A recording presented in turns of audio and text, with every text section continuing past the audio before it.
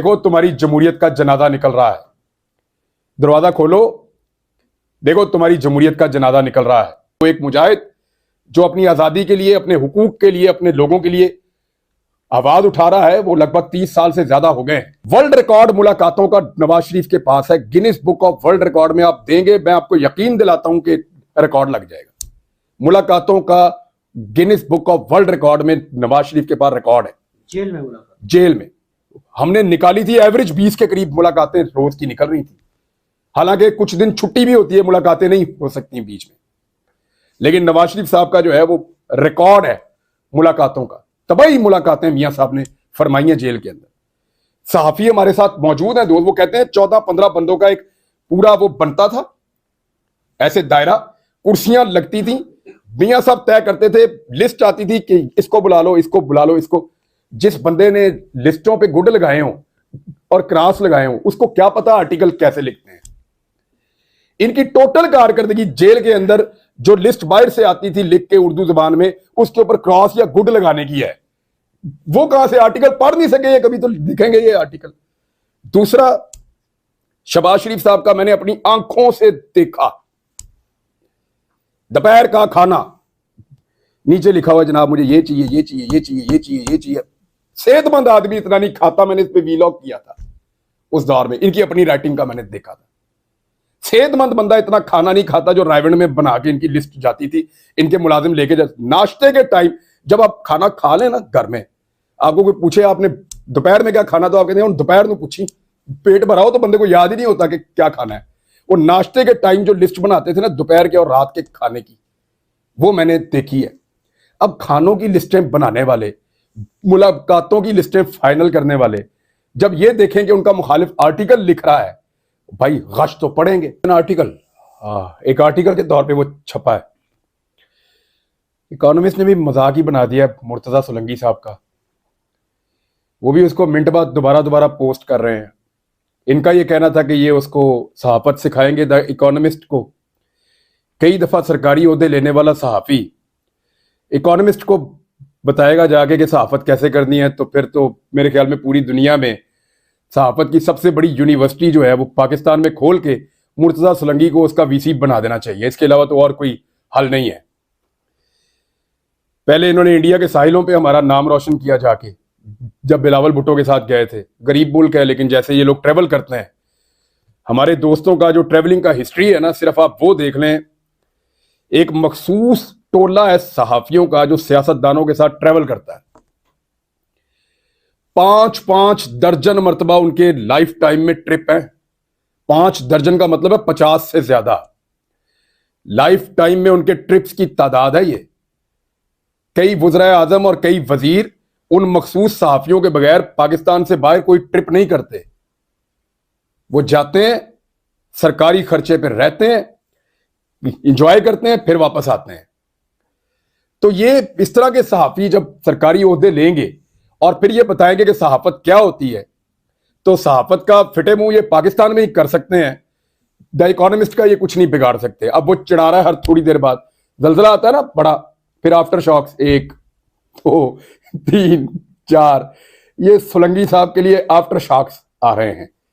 और जब तक इनको चाहिए माफी मांग लें इकोनॉमिस्ट से और उनको ये कहें कि मैं गलती से अपने आप को सहाफी समझ बैठा था, मैं माफी चाहता हूं, आप ठीक कर रहे हैं, शायद इनको माफी मिल जाए, वरना वो छेड़ेंगे, अब इनको चिढ़ाएंगे। एक तो ये। दूसरा देखें, 2021 की गालिबन बात है, मुझे एक कॉल आई ईवान सदर से। उसमें मुझे आपको पता है ना, सदर पाकिस्तान के साथ भी एक पूरा सिस्टम होता है, उनके एडीसी होते हैं, उनके एमएस होते हैं, पूरा वो इनका निजाम होता है। मुझे कॉल आई जी, एक किताब की तकरीब रूनमाई है, तो आपने ईवान सदर तशरीफ लाना है और उसमें आपने कोई बात भी करनी है। आपने मेरी एक तकरीर सुनी होगी जिसमें मैं कह रहा हूं कि देखो तुम्हारी जमहूरियत का जनाजा निकल रहा है। दरवाजा खोलो, देखो तुम्हारी जमहूरियत का जनाजा निकल रहा है। उसे लगता है कि उसकी आवाज को, उसके ख्यालात को बांध के नहीं रखा जा सकता, बड़ी बड़ी फसीलों के पीछे उसकी सोच को कैद नहीं किया जा सकता। ये बात लोग अभी कोट कर देते हैं मुख्तलिफ पॉलिटिकल लोगों पे। एक्चुअली मैंने ये बात की थी डॉक्टर कासिम फतहू के बारे में। उन्होंने एक किताब और लिखी थी। अब ये कौन साहब हैं? ये आप डॉक्टर आसिया अंद्राबी साहिबा, जो हमारी, हम उनको अपनी बड़ी बहन समझते हैं पाकिस्तानी, आसिया अंद्राबी साहिबा की बड़ी खिदमात हैं मकबूजा कश्मीर में, वहां मुसलमानों के लिए आवाज उठाने में उन्होंने बड़ी कुर्बानी दी है। उनके शौहर 30 साल से जायद हो गए नेल्सन मंडेला से लंबी उनकी कैद है। डॉक्टर कासिम फतू साहब, नेल्सन मंडेला से लंबी उनकी कैद है। यानी आप मिसालें आप छोड़ दें, आप ये मिसाल भी एक ले लें, वो एक मुजाहिद जो अपनी आजादी के लिए, अपने हुकूक के लिए, अपने लोगों के लिए आवाज उठा रहा है, वो लगभग 30 साल से ज्यादा हो गए हैं। जिस दिन मैंने वो तकरीर की थी उस दिन वो 29 साल हुए थे। आज 29 नहीं है, आज 2 साल उसको भी गुजर गए तकरीर को, 2-2.5 साल। तो वो उनको तकरीबन 31 साल के करीब हो गए हैं या इससे ज्यादा। उनकी एक और किताब, एक और मैं कह रहा हूं तो उससे पहले भी उनकी किताबें थी, भारत से ज्यादा कोई जुल्म कर रहा है पाकिस्तानियों के मुताबिक? नहीं। जो पाकिस्तानी है, हमारा ये मानना है कि अगर इस जमीन पे कहीं पे जुल्म हो रहा है किसी कौम के ऊपर, तो वो भारत कर रहा है कश्मीरियों पे, या इजराइल कर रहा है हमारे फलस्तीनी भाइयों पे। ये 2 ही मिसालें हम देते हैं ना दुनिया में। तो भारत की कैद में एक आदमी किताबों पे किताबें लिख रहा है और वो छप रही हैं, और हम अपने ऐवान सदर के अंदर बुला के उसको रिस्पेक्ट भी दे रहे हैं। कोई नहीं बोला। और भाई दुनिया लिखती है किताबें। एहसानुल्लाह एहसान का इंटरव्यू नहीं आप लोगों ने देखा? कौन था वो? उसका जुर्म क्या था? भाई हमने देखा इंटरव्यू, उसको राइट मिला कि वो आके अपनी बात करे। टीवी के ऊपर उसने अपनी बात की। कई बातें उसने ऐसी भी की जिससे मैं इख्तलाफ करता हूं, कई बातें उसकी अच्छी भी लग रही होंगी लोगों को, सुनने वालों को। तो वो भी तो छप गया, तब तो कोई नहीं बोला। अब जो लोग हिस्सेदार थे उन चीजों के, या जो कह रहे थे उस वक्त, अब वो सहाफी छलांगे मार रहे हैं लंबी लंबी कि जनाब इमरान खान ने आर्टिकल क्यों लिख दिया। और भाई दुनिया में प्रैक्टिस है, लिखने पढ़ने वाले बंदे लिखते ही होते हैं। लिखने पढ़ने वाले बंदे लिखने पढ़ने का ही काम करते हैं, वो यही काम करेगा। उसको आप, यानी ये तो मुमकिन ही नहीं है कि आप इंफॉर्मेशन छीन लें इस दौर में किसी से। वो अगर कैद में है, उसको इंफॉर्मेशन मिल रही है, वो उसका एनालिसिस तो करेगा। और अगर वो कुछ लिख रहा है और वो पब्लिश हो जाता है, इसमें प्रॉब्लम क्या है? क्या भुट्टो साहब की किताबें नहीं आप पढ़ते?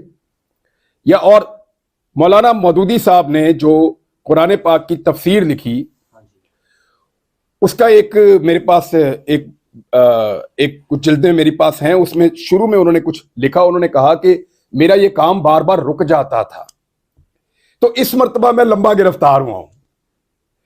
तो मैं अब यहां पे अपने इस नेक काम को बड़ी तवज्जो के साथ और गौर के साथ अब इसको कर पाऊंगा। फिर उन्होंने शुक्रिया भी अदा किया, कुछ जो मावन थे, मदद कर रहे थे लोग। मैंने वो तहरीर कहीं पढ़ी तफसीर पढ़ने से पहले। इतना नेक काम उन्होंने किया, क्या उनको कोई इजाजत चाहिए थी इस काम को करने के लिए? आप सबके अपने अपने अफकार होते हैं। नवाज शरीफ, प्रॉब्लम क्या है देखें, वर्ल्ड रिकॉर्ड मुलाकातों का नवाज शरीफ के पास है। Guinness book of world record में आप देंगे, मैं आपको यकीन दिलाता हूं कि रिकॉर्ड लग जाएगा। मुलाकातों का Guinness book of world record में नवाज शरीफ के पास रिकॉर्ड है। जेल में मुलाकात, जेल में हमने निकाली थी, एवरेज 20 के करीब मुलाकातें रोज की निकल रही थी। हालांकि कुछ दिन छुट्टी भी होती है, मुलाकातें नहीं हो सकती बीच में, लेकिन नवाज शरीफ साहब का जो है वो रिकॉर्ड है मुलाकातों का। तबाही मुलाकातें मियां साहब ने फरमाई हैं जेल के अंदर। सहाफी हमारे साथ मौजूद हैं दोस्त, वो कहते हैं 14-15 बंदों का एक पूरा वो बनता था ऐसे दायरा, कुर्सियां लगती थी, मियां साहब तय करते थे, लिस्ट आती थी कि इसको बुला लो, इसको बुला लो, इसको। जिस बंदे ने लिस्टों पे गुड लगाए हों और क्रॉस लगाए हों, उसको क्या पता आर्टिकल कैसे लिखते हैं। इनकी टोटल कारकर्दगी जेल के अंदर जो लिस्ट बाहर से आती थी लिख के उर्दू जबान में, उसके ऊपर क्रॉस या गुड लगाने की है। वो कहां से आर्टिकल पढ़ नहीं सके, कभी तो लिखेंगे ये आर्टिकल। दूसरा, शहबाज शरीफ साहब का मैंने अपनी आंखों से देखा,